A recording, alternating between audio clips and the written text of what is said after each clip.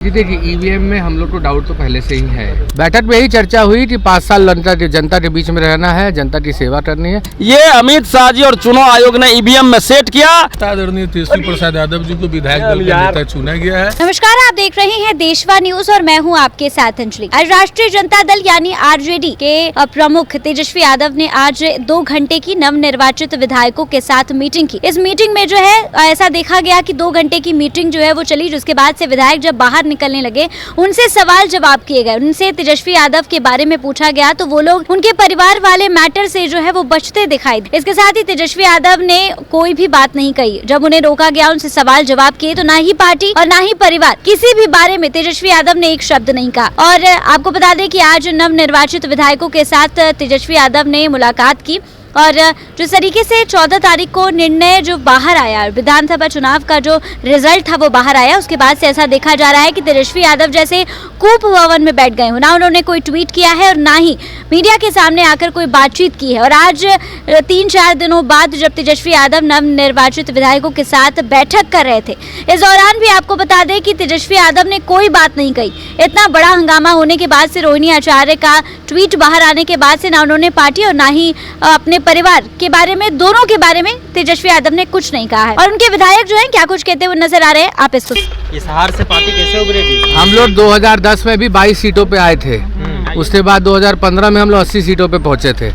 99 के लोकसभा चुनाव में आपको याद हो रहा, संयुक्त बिहार था, हम लोग 9 सीटों पे चुनाव जीते थे।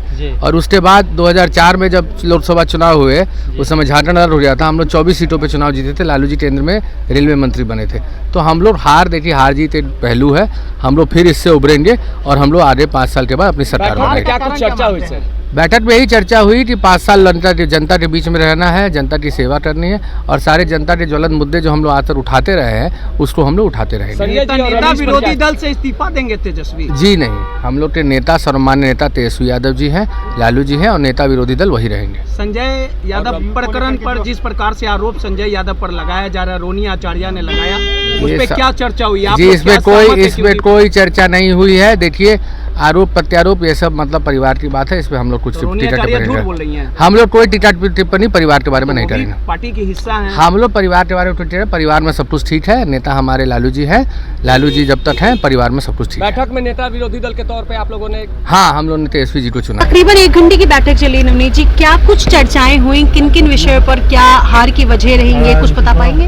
जी, इस पे तो हमारे मतलब प्रदेश अध्यक्ष ही आपको बता पाएंगे। अच्छा, क्या ईवीएम में गड़बड़ी और इन सबों पर भी चर्चा हुई?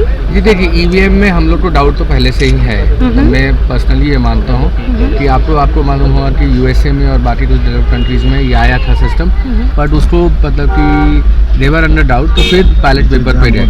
मेरा पर्सनल ओपिनियन और बहुत सारे लीडर्स का ओपिनियन है कि हम लोग को बैलेट पेपर से ही इलेक्शन कराने चाहिए। कोई फर्दर इंस्ट्रक्शन जो तेजस्वी ने आप लोगों को? नहीं, हम लोग को इंस्ट्रक्शन दिया है कि मतलब कि हम लोग पब्लिक के मैंडेट से नहीं हारे हैं, पब्लिक हमारे साथ है।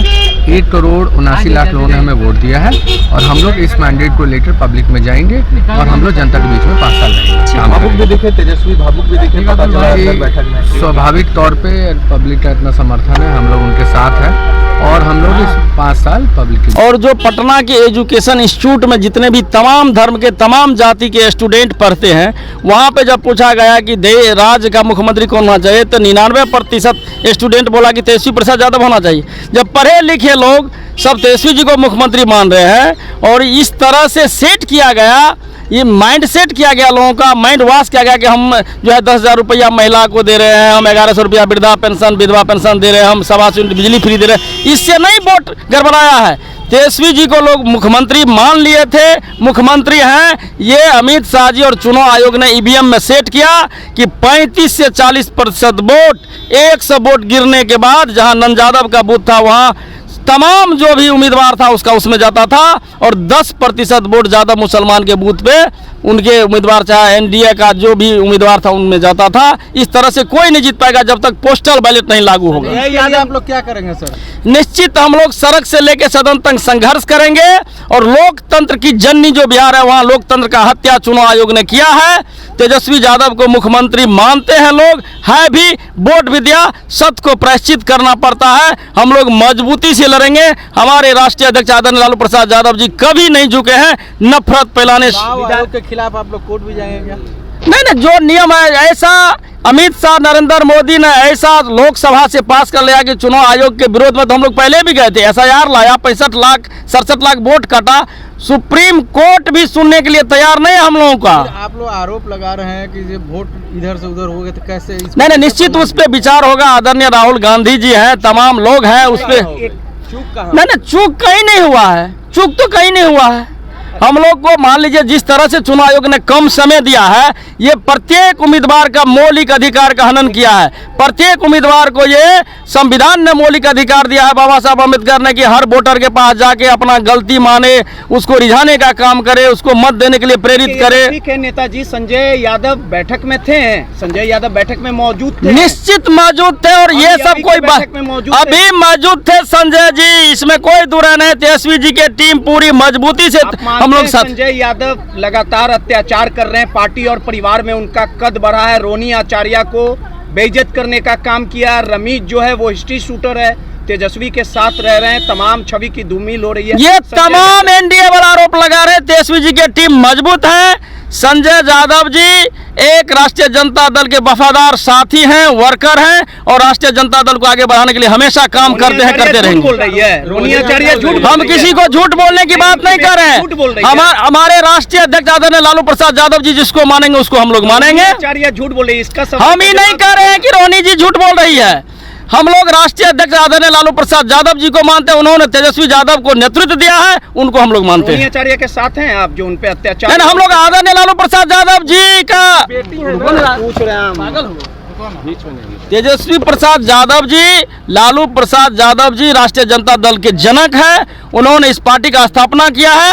लालू प्रसाद यादव जी जिसको नेता मानेंगे उसको हम लोग नेता मानेंगे। क्या कुछ वार्ता हुई, क्या कुछ चर्चा हुई? कुछ नहीं है। हम लोग के नेता आदरणीय तेजस्वी प्रसाद यादव जी को विधायक दल का नेता चुना गया है, और उनके नेतृत्व में पूरे पार्टी ने आस्था व्यक्त की है।